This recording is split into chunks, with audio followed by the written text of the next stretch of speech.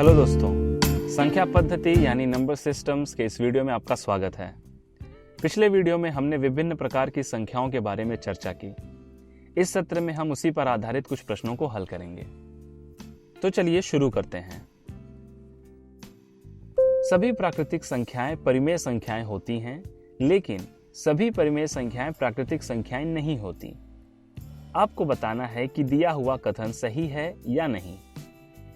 आप प्रश्न का जवाब सोचने के लिए वीडियो को पॉज भी कर सकते हैं। सभी प्राकृतिक संख्याओं यानी 1, 2, 3, 4 इत्यादि को हम परिमेय संख्याएं कह सकते हैं, क्योंकि इन्हें भी हम पूर्णांकों के अनुपात के रूप में इस प्रकार लिख सकते हैं: 1/1, 2/1, 3/1, 4/1 इत्यादि। यानी सभी प्राकृतिक संख्याएं परिमेय संख्याएं होती हैं।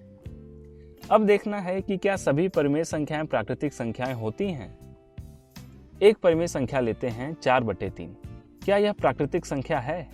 यदि यह 4/3 न होकर 4/2 होता तो उसे हम भाग देकर 4/2 = 2 लिखकर कहते कि यह प्राकृतिक संख्या है।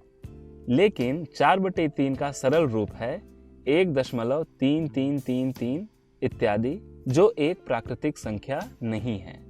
यानी यह कथन सही है कि सभी प्राकृतिक संख्याएं परिमेय संख्याएं होती हैं, लेकिन सभी परिमेय संख्याएं प्राकृतिक संख्याएं नहीं होती।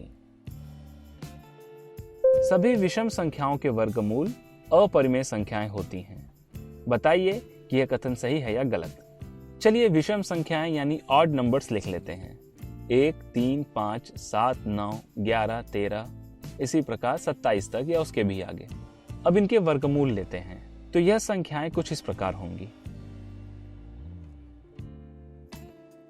जहां करनी में 1, करनी में 9, करनी में 25 क्रमशः 1, 3 और 5 होंगे, जो कि प्राकृतिक संख्याएं या कह लें कि परिमेय संख्याएं हैं। वहीं बाकी सभी संख्याएं अपरिमेय संख्याएं हैं। यानी सभी विषम संख्याओं के वर्गमूल अपरिमेय संख्याएं होती हैं। यह कथन गलत है। वास्तविक संख्याओं में से अगर अपरिमेय संख्याओं के समूह को निकाल दिया जाए तो बाकी बची हुई संख्याएं परिमेय संख्याएं होती हैं। बताइए कि यह कथन सही है या गलत।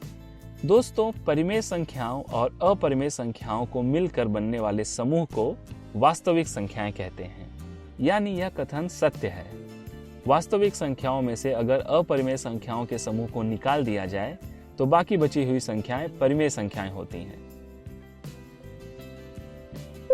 बताइए कि दी गई संख्याओं में से कौन सी संख्या परिमेय संख्या नहीं है। आप वीडियो पॉज करके अपना उत्तर सोच सकते हैं। यह प्रश्न परिमेय संख्याओं पर है, तो इसे हल करते समय परिमेय संख्या की परिभाषा ध्यान में रखिए। चलिए देखते हैं पहला विकल्प, ऋण 11/3। परिभाषा के अनुसार ऋण 11 और 3 दोनों पूर्णांक हैं और हर शून्य नहीं है, यानी यह एक परिमेय संख्या है। दूसरा विकल्प करनी में 81 वर्गमूल के रूप में है, लेकिन 81 का वर्गमूल 9 होता है, जो एक परिमेय संख्या है। तीसरा विकल्प भी वर्गमूल ही है, लेकिन 15 का वर्गमूल एक अपरिमेय संख्या होती है। अब इसी तरह का एक और प्रश्न लेते हैं।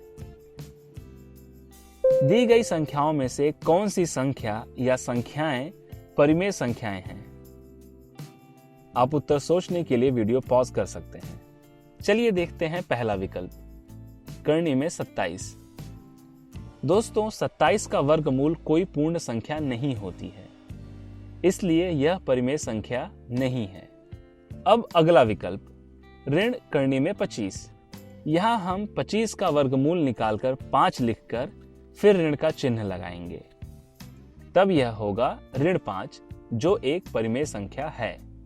चलिए आगे बढ़ते हैं अगले विकल्प की ओर, 27 का घनमूल। दोस्तों, यहाँ हमें वर्गमूल नहीं बल्कि घनमूल पूछा जा रहा है और 27 का घनमूल 3 होता है, जो एक परिमेय संख्या है। दोस्तों, घनमूल और वर्गमूल पर ध्यान दें। चलिए अब लेते हैं आखिरी विकल्प, करनी में 8 गुणे करनी में 2। यहाँ 8 का वर्गमूल और 2 का वर्गमूल दोनों ही अपरिमेय संख्याएं हैं, लेकिन इसे हम इस प्रकार भी लिख सकते हैं। करनी में 8 गुणे 2 यानी करनी में 16 जो होगा 4। यह भी एक परिमेय संख्या है। दोस्तों, शायद हमें ज्यादातर विकल्प देखने में अपरिमेय संख्याएं दिखाई दी, लेकिन जब हमने बारीकी से निरीक्षण किया तो केवल एक संख्या अपरिमेय संख्या निकली।